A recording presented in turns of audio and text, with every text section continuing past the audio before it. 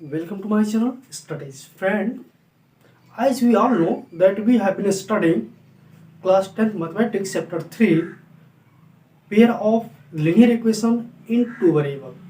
जैसा हम सभी को पता है कि जो अभी चल रहा है वो क्लास 10th का मैथमेटिक्स चल रहा है और वो है चैप्टर 3 और उसका नाम है pair of linear equation in two variable. हम प्रीवियस वीडियोज में इसको देख चुके हैं। जो कुछ टॉपिक्स कवर करने थे, पहला ये कि वो क्या होता है और दूसरा ये कि हम उसको कितने तरीके से सॉल्व कर सकते हैं। तो उसमें मैंने बताया था कि एक ग्राफिकल मेथड होता है और दूसरा जो होता है अलजेब्रिक मेथड होते हैं, जिसमें खुद वो तीन होते हैं। और इसके बाद फिर हम ये जानने की कोशिश किए थे उसमें भी कि कंसिस्टेंसी क्या होती है और इनकंसिस्टेंसी क्या होती है। तो उसके कंडीशंस को भी मैंने ग्राफ पे बताया था और ये बताया था कि एक केस ऐसा होता है जब इनकंसिस्टेंस हो जाता है और वो केस तब होता है जब कोई ग्राफ पैरेलल होता है, यानी वो कहीं इंटरसेक्ट एक दूसरे को नहीं करता। तो उस केस में जो इक्वेशंस होते हैं वो इनकंसिस्टेंस होते हैं। मतलब इस पूरे रियल नंबर में ऐसा कोई भी नंबर नहीं होता जो दोनों इक्वेशन को सेटिस्फाइड कर सके, उसे बोलते हैं इनकंसिस्टेंसी। तो अब आज जो हम लोग पढ़ने जा रहे हैं उसी से रिलेटेड है, क्योंकि प्रीवियस वीडियो में हम बता चुके हैं कि जो ग्राफिकल मेथड है उसको हम पढ़ाए थे। आज हम लोग को जो पढ़ना है वो पढ़ना है अलजेब्रिक मेथड। तो मैं प्रीवियस वीडियो में बता चुका हूँ कि अलजेब्रिक मेथड जो होते हैं ये तीन प्रकार के होते हैं। अलजेब्रिक मेथड की बात अगर हम करें तो ये तीन प्रकार के हैं और ये पहला आपका होता है सब्स्टिट्यूशन, दूसरा होता है एलिमिनेशन और तीसरा होता है क्रॉस मल्टीप्लिकेशन। ये हमारे तीन मेथड हैं जो किसी भी पेयर ऑफ लीनियर इक्वेशंस को सॉल्व कर सकते हैं और इनके कुछ एडवांटेज एंड डिसएडवांटेज होते हैं, कुछ लिमिटेशंस होते हैं। जो ये फोर्स किया, ऑब्लिगेशन किया कि यहाँ पर थ्री मेथड जनरेट हो गए। और जैसा कि हमें पता है कि सॉल्यूशन के लिए हमें एक और ग्राफिकल मेथड था जो हम लोग पढ़ चुके हैं कल। ये अलग ही है क्योंकि ग्राफिक के द्वारा इसको सॉल्व किया गया था। तो आज हम लोग को जो पढ़ना है वो सब्स्टिट्यूशन मेथड पढ़ना है और सेकंड है एलिमिनेशन मेथड और तीसरा है क्रॉस मल्टीप्लिकेशन मेथड। तो जो मेथड का नाम पड़ा हुआ है इसके कुछ उसमें उस तरह से एक्टिविटीज़ हैं जिसके आधार पर उनका नाम पड़ा। जैसे पहला ले लीजिए, आप सब्स्टिट्यूशन की बात कर रहे हैं तो यहाँ पर सब्स्टिट्यूशन मीन्स क्या होता है, आप किसी भी एक वेरिएबल या किसी एक ऑब्जेक्ट को उसी के इक्वल अमाउंट में किसी दूसरे चीज़ को आप वहाँ पर रख दें तो उसे बोलते हैं हमने सब्स्टिट्यूट कर दिया। फॉर एग्जांपल, अगर आपको किसी को 100 रुपये का एक कोई गिफ्ट देना है, 100 रुपये का एक कोई गिफ्ट देना है जो एक ही था। अब वो गिफ्ट आपके पास अवेलेबल नहीं है तो आप क्या करेंगे कि वो 100 रुपये का ही गिफ्ट देना है, लेकिन अब वहाँ पर आप पेन ले सकते हैं, कापी ले सकते हैं और अगर दोनों को मिला के 100 रुपीज़ बनता है तो आप ये गिफ्ट कर सकते हैं, क्योंकि वहाँ पर आपका एक ही चीज़ है केवल कि हमें 100 रुपीज़ कास्ट का हमें कोई ऑब्जेक्ट देना है। इन केस अगर वो नहीं है तो हम वहाँ पर उसके स्थान पर जो उसके क्लोज होता है इक्वल अमाउंट के उसको सब्स्टिट्यूट कर सकते हैं। इसी को बोलते हैं सब्स्टिट्यूशन मेथड। अब यहाँ पर मैथ में सब्स्टिट्यूशन क्या है, सपोज दैट कि उस दिन मैं जो लिया था example pair of linear equation में, तो वहाँ पर जो था एग्जांपल वो ये था कि दो इक्वेशंस थे और वो था कि x plus Y equal to 5 and x minus Y equal to 1 और इस इक्वेशन को हमने सॉल्व किया था। अगर हम बात करें कि चलिए अच्छा ग्राफिक्स तो सॉल्व हो गया था और ग्राफिक्स से सॉल्व हो गया होगा तो आपको ये भी याद है या याद होगा, जो मस्ट रिकॉल, आपको याद ये होगा कि इसके जो आए थे सॉल्यूशंस वो दो थे, x की वैल्यू और y की वैल्यू वो 3 एंड 2 थे। तो उस केस में यहाँ पे हम इसको सब्स्टिट्यूशन मेथड से सॉल्व करने की कोशिश करेंगे तो फॉर्म इक्वेशन फर्स्ट, इक्वेशन 1 से, फ्रॉम इक्वेशन फर्स्ट हम इक्वेशन 1 से क्या करते हैं कि किसी एक की वैल्यू निकालते हैं, या x का या y का। और थोड़ा सा और मैं यहाँ पे बता दूं कि सब्स्टिट्यूशन का जो हिंदी में मतलब होता है वो होता है प्रतिस्थापन, और एलिमिनेशन का मतलब होता है विलोपन, और क्रॉस मल्टीप्लिकेशन का मतलब होता है निकाल विधि। ये 3 विधियां हैं।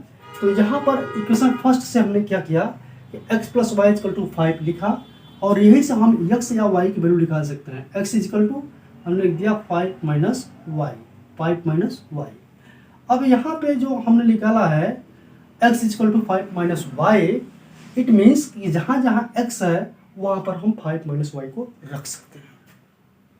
It means we are substituting the value of x in the form of y, y के फॉर्म में x की वैल्यू को हम एक्सचेंज कर रहे हैं। अब ये क्या होगा कि जहाँ x है वहाँ पर हम 5 माइनस वाई रख सकते हैं इक्वेशन सेकंड में। तो क्या इसको फर्स्ट में नहीं रख सकते? नहीं, फर्स्ट में हम क्यों नहीं रख सकते? क्योंकि हम फर्स्ट से इसको निकाले हैं, और फर्स्ट में ही रखेंगे तो वो दोनों कट जाएंगे। तो जब भी हम जिस इक्वेशन से निकालते हैं हम उस इक्वेशन को छोड़कर बाकी जितने भी इक्वेशन हैं उसमें हम उसको पुट कर सकते हैं। तो आइए देखते हैं कि x equal to 5 minus Y हम इक्वेशन सेकंड में रखते हैं। तो जहाँ पर इक्वेशन सेकंड x, तो यहाँ पे जो हमने रखा वो ये कि y equal to 5 minus X, क्योंकि पिछली बार हमने जो रखा था वो x की वैल्यू आया था, सॉरी y की वैल्यू आया था। अब जो हम निकालने जा रहे हैं वो x की वैल्यू निकालने जा रहे हैं। तो y equal to 5 minus X जैसे इक्वेशन सेकंड में रखेंगे तो वो हो जाएगा आपका x माइनस वाई के स्थान पर रखेंगे 5 माइनस एक्स इक्वल टू 1। ये हो जाएगा x minus 5 plus x equal to 1, x plus x 2x equal to 1 plus 5, 2x equal to 6 and x equal to 6/2 यानी 3। तो x की वैल्यू 3 आ गई और y की वैल्यू 2 आई। तो हम यहाँ से भी बदल के कर सकते हैं या किसी में रख के कर सकते हैं। जैसे x इक्वल टू 3 आ गया, उस बार y इक्वल टू 2 आया था। तो इस तरीके से जो भी कोई प्रॉब्लम होता है हम सब्स्टिट्यूट करके उसका सलूशन कर सकते हैं। एक बार हमने क्या किया, y equal to 5 minus x रखा, एक बार x equal to 5 minus y रखा। तो दोनों बार रख के दोनों का x एंड y की वैल्यू को निकाल सकते हैं। तो ये मेथड था सब्स्टिट्यूशन मेथड, जिसकी सहायता से हमने इसकी वैल्यू फाइंड आउट की x एंड y की, जो 3 और 2 था। अगर हमें लगता है कि कोई चीज़ गलत हो रहा है या हो गया है तो उस केस में हम क्या करते हैं, यहाँ पर वैल्यू रख के चेक कर सकते हैं। 3 + 2 = 5 एंड 3 - 2 = 1। बोथ इक्वेशंस को सेटिस्फाइड कर रहा है। It means the solution found by us is correct. जो सॉल्यूशन हमने फाइंड आउट किया है वो करेक्ट है। अब चलते हैं एलिमिनेशन मेथड की तरफ, जिसको हिंदी में बोलते हैं विलोपन विधि। तो इस केस में क्या होता है, किसी एक टर्म को हमें एलिमिनेट करना होता है, हटाना होता है, खत्म करना होता है, so that we can find out the value of x और the find out the value of y। तो यहाँ पर एलिमिनेट करने के हमारे कुछ कंडीशंस होते हैं जो हमें फॉलो करने पड़ते हैं, सोचने पड़ते हैं। पहली चीज एक x + y = 5 and x - y = 1 जो हमारे पास इक्वेशन दिए हुए हैं, आप पहले उसको ध्यान से देख लीजिए कि कौन कौन से कोफिशिएंट बराबर हैं। इस वाले में यहाँ 1 है, यहाँ 1 है, ये भी बराबर है, और दूसरे वाले में ये आपका 1 है, ये -1 है, यानी कोफिशिएंट 1 ही है, ये भी बराबर है। तो दोनों में से किसी एक को एलिमिनेट किया जा सकता है। अगर बराबर नहीं होगा तो आपको बराबर करना पड़ेगा।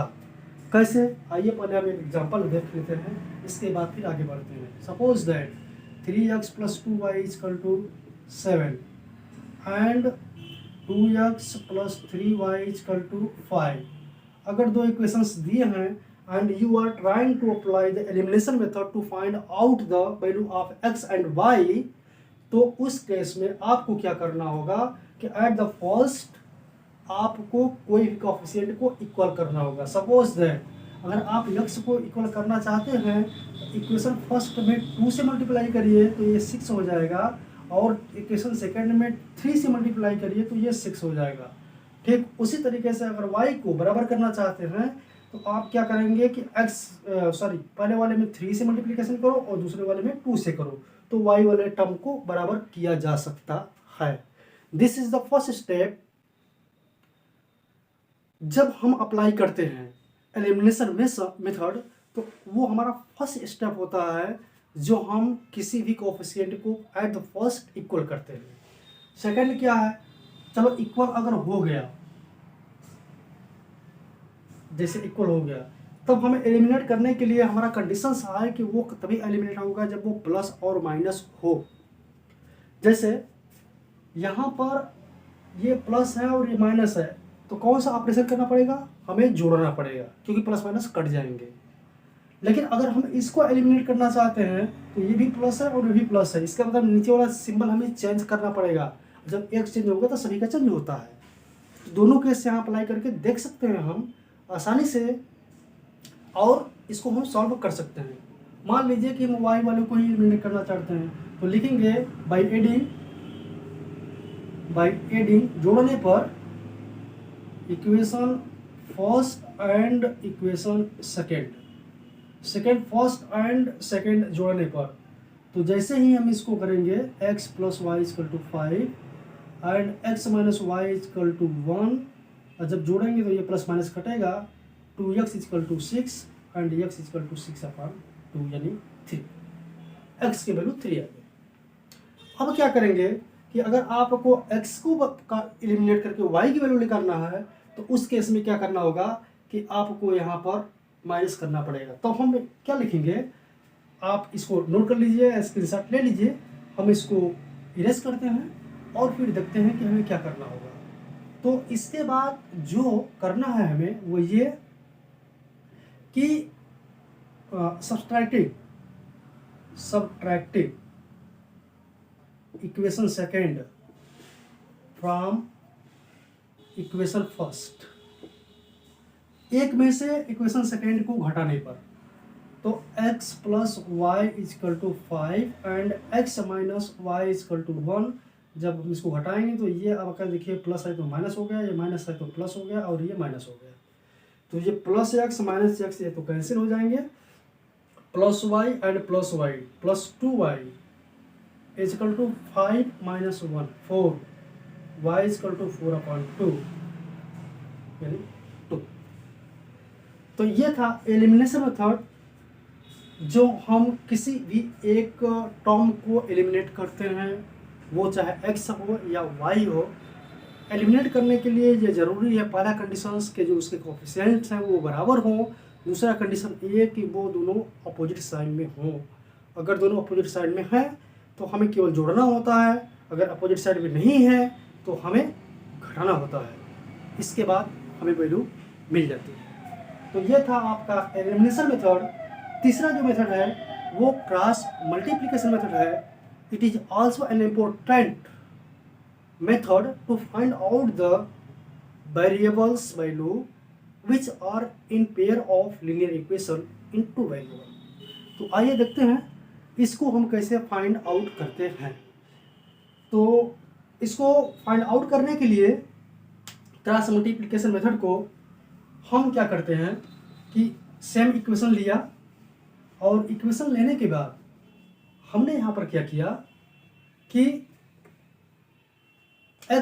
तो यहाँ पे अगर हम इसको क्रॉस मल्टीप्लिकेशन मेथड से सॉल्व करने की कोशिश कर रहे हैं तो फिर क्या करना होगा हमको कि हमने x अपान लिखा, इसके बाद इसको ढक दिया x वाले पोर्शन को, फिर देखिए यहाँ पर +1 है इंटू 1 है, ये मल्टीप्लाई करेंगे 1 इंटू 1 माइनस, फिर नीचे है -1 इंटू 5 -1 इंटू 5। फिर क्या किया हमने y को ढका, y अपान लिखा, y को जब जैसे ही ढकेंगे हम तो ये बचेगा 5 इंटू 1 5 इंटू 1 और माइनस ये हो जाएगा 1 इंटू 1 इंटू 1 इजकल टू, अब इसको जब ढकेंगे तो आपका होगा 1 इंटू -1 1 इंटू -1 और फिर माइनस 1 × 1, ये होगा आपका -1। तो यानी x को रखेंगे तो x वाला, जब x अपान करेंगे तो x वाला रखेंगे, y करेंगे तो y, जो y अपान ये करेंगे, और जब कांस्टेंट पाएंगे तो लिखेंगे -1/1 × -1, 1 × -1 और फिर -1 × 1। यहाँ पर हमने लिख दिया। यहाँ पर देखिए -1 लिखा गया है। यहाँ पर कभी कभी 1 लिखा जाता है उस केस में जब फॉर्मेट में हो इस तरीके के, x + y - 5 = 0। अगर ये इक्वेशन इस तरीके से लिखा होगा तो यहाँ पर -1 के स्थान पर 1 होगा, बाकी कोई अंतर नहीं होगा। तो अब इसको सॉल्व करते हैं। x upon 1 minus plus 5 = y upon 5 - 1 equal to ये होगा आपका -1/-2। तो ये आपका हो गया x अपान 6 = y अपान 4 = 1/2। अब x की वैल्यू निकालना है तो इसको एक साथ ले लेते हैं। तो x अपान 6 = 1/2, 2x = 6, x = 6/2 यानी 3। फिर उसी तरीके से अगर आपको y की वैल्यू निकालनी है तो y का कंपेरिजन कांस्टेंट वाली वैल्यू से करेंगे। y upon 4 = 1/2, then 2y = 4 and y = 4/2 यानी 2। इस तरीके से इसको हम सॉल्व करते हैं।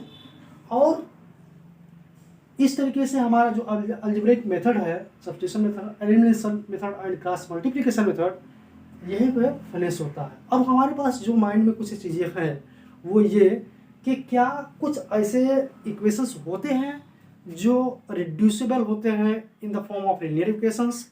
मान लीजिए कि वो क्वाड्रेटिक के फॉर्म में है, क्या उन्हें हम एज अ लीनियर इक्वेशंस जैसे ट्रीट करके क्या सॉल्व कर सकते हैं। और क्या ग्राफिकल मेथड में कंसिस्टेंसी और इनकंसिस्टेंसी जब फाइंड आउट किया जा सकता है तो क्या अलजेब्रिक मेथड में भी किया जा सकता है। इस तरह के जो प्रॉब्लम है अब मिलेंगे हम नेक्स्ट वीडियोज में, जो शायद इस चैप्टर का लास्ट वीडियोज भी होगा, जिसमें हम डिस्क्राइब करेंगे कि किस तरीके से we can find out that the given equation is consistence और inconsistence, as well as we will discuss about reducible linear equations.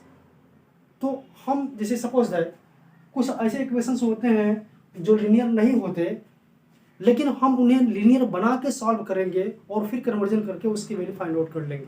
लेकिन ये सब हम सीखेंगे आप नेक्स्ट वीडियो में। तब तक इस वीडियो में बने रहिए। Thank you.